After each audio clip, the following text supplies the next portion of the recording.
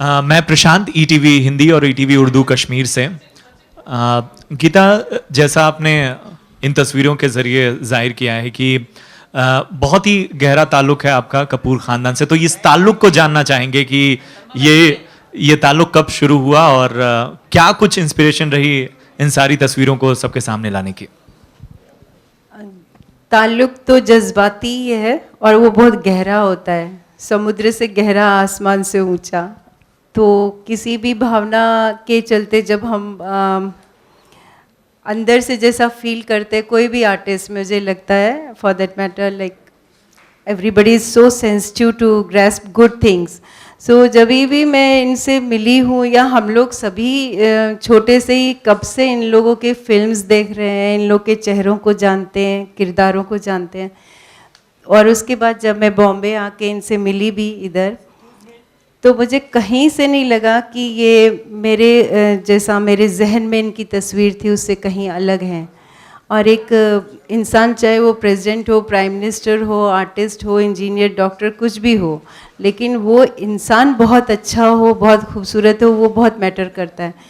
तो मुझे इनका बड़प्पन बहुत ही अच्छा लगा, जिसकी वजह से मुझे लगा कि मुझे ये चीज़ जनसाधारण तक ये पहलू भी पहुंचाना चाहिए कि हमें एक अच्छा इंसान, डाउन टू अर्थ इंसान बने रहना चाहिए, उसी में हमारी खूबी होती है।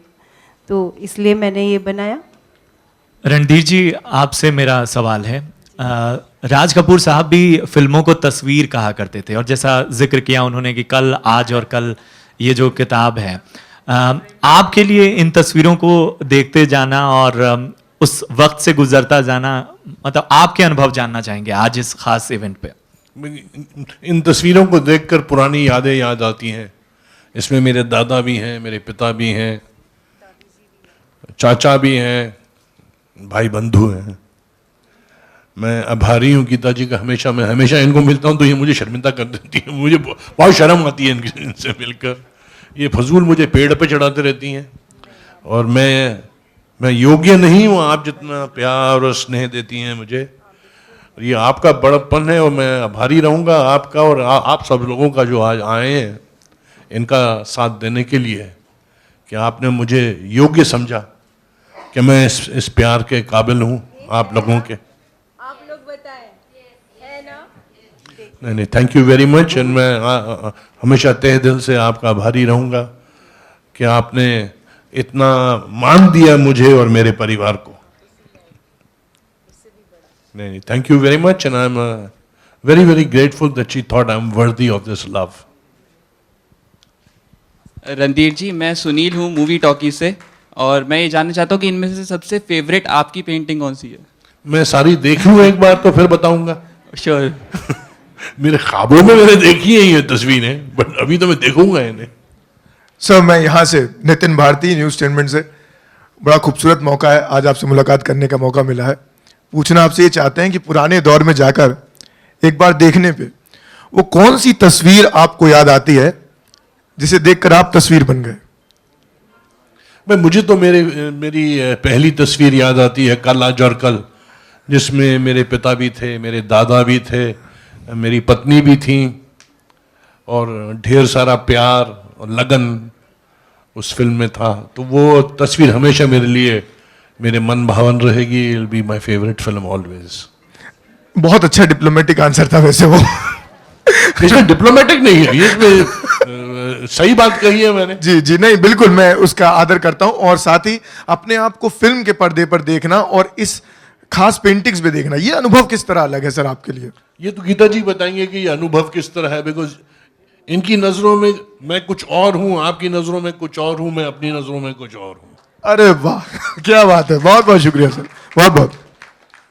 तो मैंने आपसे कहा कि मैं इनका आभारी हूं कि मुझे इन्हें योग्य समझा, इस काबिल समझा कि मेरी तस्वीर बनाए। गीता जी, एक पेंटिंग है जिसमें रणधीर जी शेर के साइड से खड़े हुए हैं, तो जी। ये पेंटिंग कम फोटोशॉप ज़्यादा लग रहा है। हाँ, तो क्या मतलब ऐसा क्यों, क्या थीम रहा है इस फोटो का?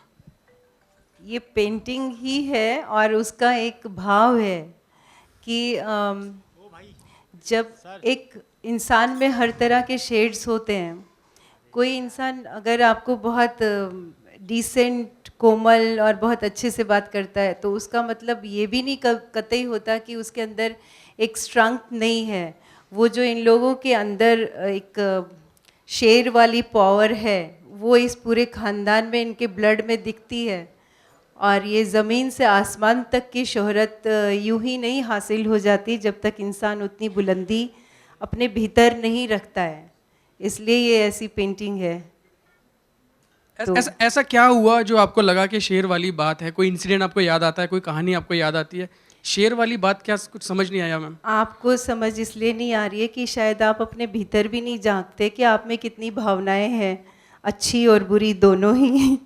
तो जो इंसान बहुत शांत होता है वो कभी बहुत स्टैंड भी ले लेता है। बहुत सिंपल और शांत रहने वाला इंसान अगर उसके देश पर आँच आए या घर पर आँच आए तो क्या वो स्टैंड नहीं लेता? वो इतना स्ट्रांग नहीं होता।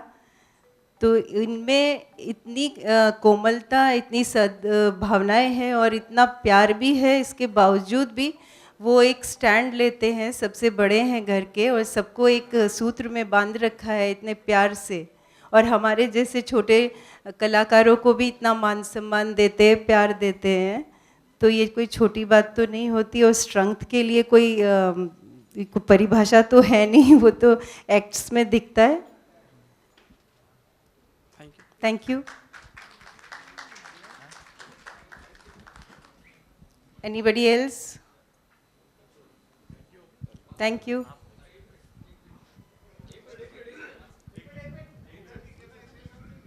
हाँ जी बोलिए। हाँ जी बोलिए। ओके जी।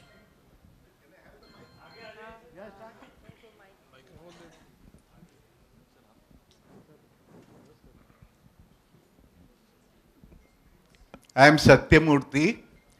I think Raj Kapoor family has made the largest contribution to the Indian film industry.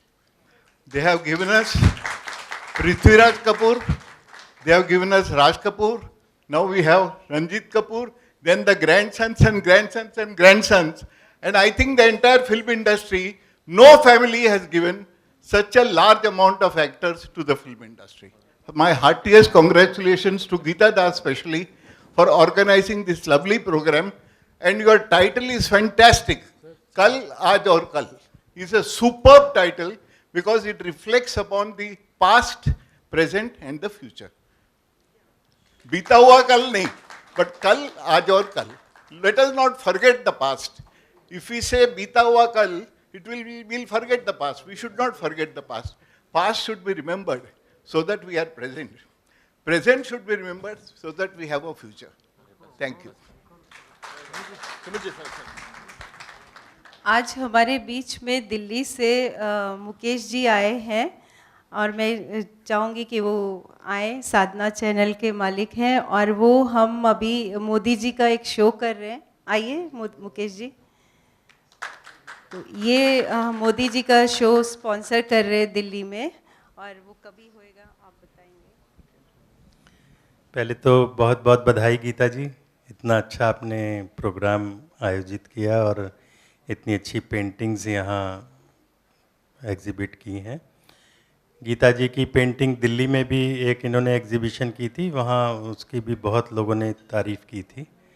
और जब इन्होंने बताया मोदी जी की पेंटिंग इन्होंने बनाई हैं, तो हमने उस प्रोग्राम को पीएचडी चैम्बर ऑफ कॉमर्स की तरफ से ऑर्गेनाइज़ करने के लिए इनको रिक्वेस्ट किया।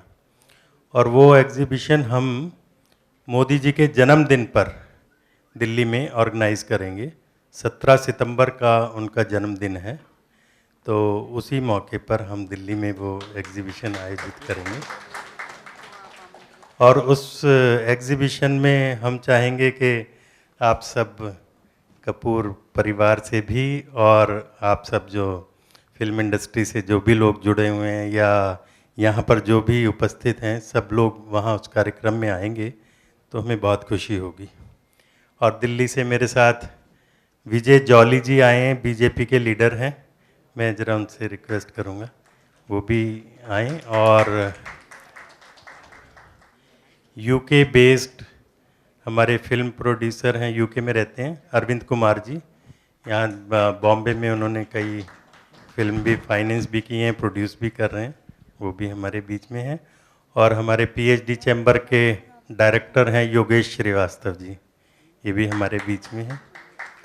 तो एक बार फिर से गीता जी को बहुत बहुत बधाई। आप सबका आभार, आप आए, हमारे शो का मान बढ़ाया। Thank you so much. और अब मैं चाहूँगी कि मैं रणधीर जी को उनकी सारी मेरी बनाई हुई कृतियाँ दिखा सकूँ, ताकि मैं एक एज एन आर्टिस्ट खुश हो सकूँ कि मेरा काम अच्छा है या बुरा। For more news and gossip, don't forget to subscribe to Bollywood Helpline.